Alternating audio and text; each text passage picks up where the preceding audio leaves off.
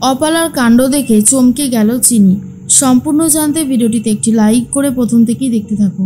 গল্পের শুরুতেই দেখা যায় সুতীর্থ কথা বলতে থাকে দ্রোণের সাথে আর বলে, শোন, তোর ঠাম্মির কোনো জিনিসের ওপর তোর যেমন অধিকার আছে, তোর থেকেও অনেক বেশি অধিকার আছে আমার আর আমার দিদি, বুঝতে পেরেছিস?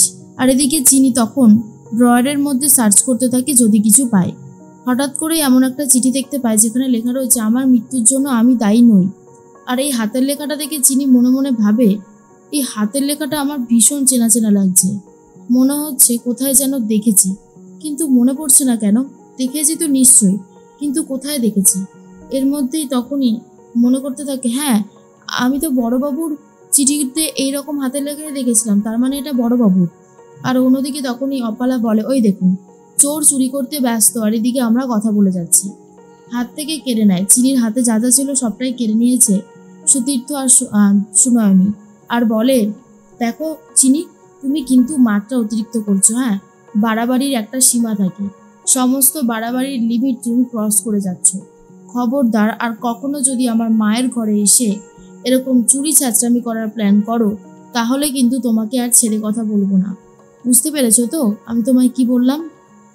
চিনি তখন মনে মনে ভাবে, আমি কি যেন দেখলাম। হ্যাঁ, তো ভাবতেই পারছি না যে বড়বাবু এমনি এমনি মারা যায়নি, বড়বাবুকে কেউ ইচ্ছে করে এভাবে মেরেছে। এর মধ্যেই অন্যদিকে ভূতনাথ বারবার করে ডাকতে থাকে কর্তামাকে আর বলে, কর্তামা উঠুন, ওষুধ খাওয়ার সময় হয়ে গেছে যে। আর এর মধ্যেই চিনি আর দ্রোণ থানায় যাবে বলে ঠিক করেছে। আর তখনই ভূতনাথ কাকা ডাকতে থাকে, কিন্তু ভূতনাথ কাকার ডাকে সাড়া দেয় না ঠাম্মি। আর মনে মনে বলে, আর পারছি না, ডেকেই চলেছে তো ডেকেই চলেছে, জাস্ট বিরক্তিকর লাগছে। এর মধ্যেই চিনি এসে বলে, ঠাম্মি ওঠো, তোমাকে আমি এক দিদি শাশুড়ির কথা বলেছিলাম না, ভীষণ দজ্জাল জানো। আজকেই না তার ঘরে গিয়ে একটা সত্যি জানতে পারলাম, যে আমাদের বড়বাবু এমনি এমনি মারা যায়নি, তাকে কে বা কারা যেন মেরে দিয়েছে। এদিকে ঠাম্মি যেমন ঘুমাচ্ছিল, তার পাশেই উল্টো দিকেই একটা আয়না রাখা ছিল, তাই ঠাম্মি যাই রিয়াকশন দিচ্ছিল না কেন চুপি চুপি করে সবটাই চিনি দেখতে পাচ্ছিল।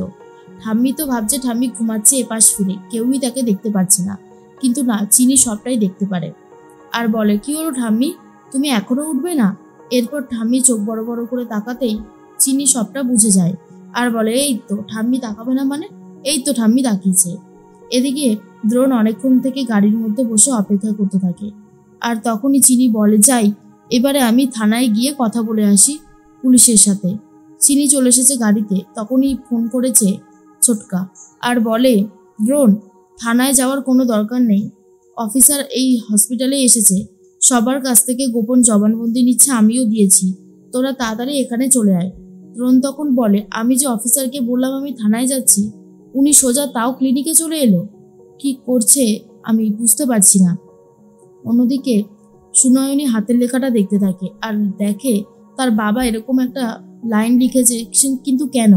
সুতীর্থ বলে, দেখ দিদি, বাবা কেন লিখেছে, কিসের জন্য লিখেছে সেটা তো আর আমরা জানি না, তবে এগুলো যত্ন করে রাখতে হবে, বুঝেছিস তো, যাতে চিনির হাতে আর না পড়ে। তখনই সুনয়নী বলে, চিনিটা না সত্যি বড্ড বেশি বাড়াবাড়ি করে, এই জন্য আমার ওর ওপর এত রাগ ধরে। সুতীর্থ বলে, আচ্ছা আচ্ছা, তুই একটু সামলা নিজেকে, দেখি না এবারে কি হবে। এর মধ্যে অপালা এসে বলে, আমার মাথায় না একটা দারুণ বুদ্ধি এসেছে, আপনারা যদি বলেন তো কথাটা বলতে পারি। তখনই সুতীর্থ বলে, কি কথা?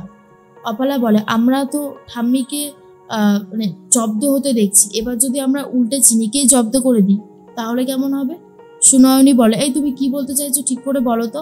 অপালা বলে, এখন তো চিনি বা দ্রোণ কেউই বাড়িতে নেই, এখন যদি আমরা ঠাম্মিকে এই বাড়িতে নিয়ে এসে ভালো করে খাতির যত্ন করতে থাকি, সেবা করতে থাকি, তাহলে তো ঠাম্মির সত্যিটা মনে পড়তেও পারে, তাই না? তখনই সুতীর্থ বলে, কিন্তু দ্রোণ, সে তো বলেছিল তার 1 সপ্তাহ সময় চাই। অপালা বলে, দ্রোণ তো এখন নেই, আমরা তো চাইলেই এই কাজটা করতে পারি, দেখুন ভেবে এবার আপনারা কি করবেন। শিল্পী আর মৌলি সবটা শুনে নেয় আর বলে, দাদাভাইকে তো কথাটা জানাতে হবে দেখছি। না না না না, এই অপালা দিকে আমাদের খুব একটা বিশ্বাস বা ভরসা হয় না। এর মধ্যে অফিসার কথা বলতে থাকে, তখনই দ্রোণ এসে বলে, অফিসার, আপনাকে যে আমি বললাম থানায় আপনার সাথে মিট করব, আপনি সোজা এখানে চলে এলেন।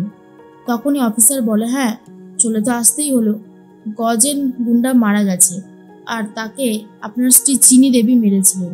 আর তখন চিনি বলে, অফিসার, এর জন্য কি এবার আপনি আমাকে অ্যারেস্ট করবেন নাকি? দেখুন, আমি যতদূর জানি আমাদের সংবিধানে এমনটা রয়েছে, ভারতের আইনেও এটা রয়েছে, নিজস্ব যে কোনো ব্যক্তি তার নিজস্ব সেফটির জন্য অপর ব্যক্তিকে আঘাত করতে পারে। ড্রোন তখন বলে, আর ওনার আঘাতটাও অতটা বেশি সিরিয়াস ছিল না। আমি একজন ডাক্তার হয়ে এই কথা বুঝেছি।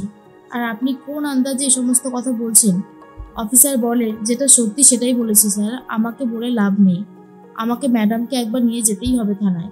চিনি বলে, কিন্তু পোস্টমর্টেম রিপোর্ট, সেটা আসা পর্যন্ত তো অপেক্ষা করতেই পারি আমরা, তাই না? দ্রোণ তখন বলে, গজেন গুন্ডা কোথায়?